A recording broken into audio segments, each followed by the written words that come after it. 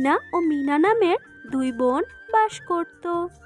ছোটবেলায় একটি বড়সড় অ্যাক্সিডেন্ট হয়ে তাদের বাবা মা মারা যায়, আর তারপর থেকেই তারা অনাথ হয়ে যায়।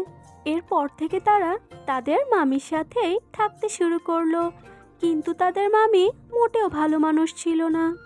সারাদিন তাদের দিয়ে অক্লান্ত পরিশ্রম করাতো, কিন্তু দিন শেষে পেট ভরে খেতেও দিত না।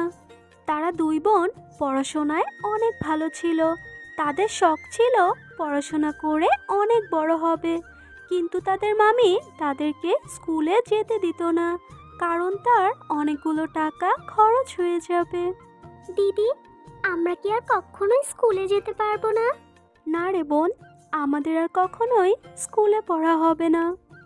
কিন্তু আমার তো খুব ইচ্ছে করে স্কুলে পড়ার। আমার সব বান্ধবীরা স্কুলে পড়ে, শুধু আমিই পড়তে পারি না। ঠিক আছে বোন, আর মন খারাপ করিস না, আমি দেখছি কি করতে পারি। এরপর তারা আবার তাদের কাজ করতে শুরু করলো। একদিন মিনার হাত থেকে ভাতের হাঁড়িটা হঠাৎ করে পড়ে গেল, আর সেটা দেখে মিনার মামি অনেক রেগে গেল। আর রেগে মেগে সে মিনাকে অনেক মারলো। মার খেয়ে মিনার অনেক কষ্ট হলো, সে অনেক ব্যথা পেল, আর তাই সে কাঁদতে কাঁদতে একটি জঙ্গলের মধ্যে চলে এলো।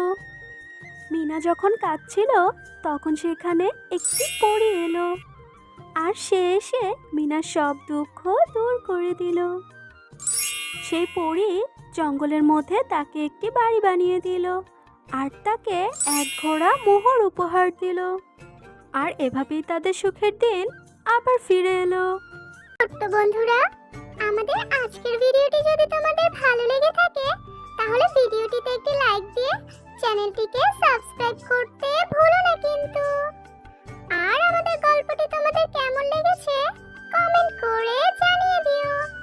আর এরকম মজার মজার গল্প যদি তোমরা আরো দেখতে চাও তাহলে চ্যানেলটিকে সাবস্ক্রাইব করে পাশে থাকা বেল বাটনটি বাজিয়ে দিও।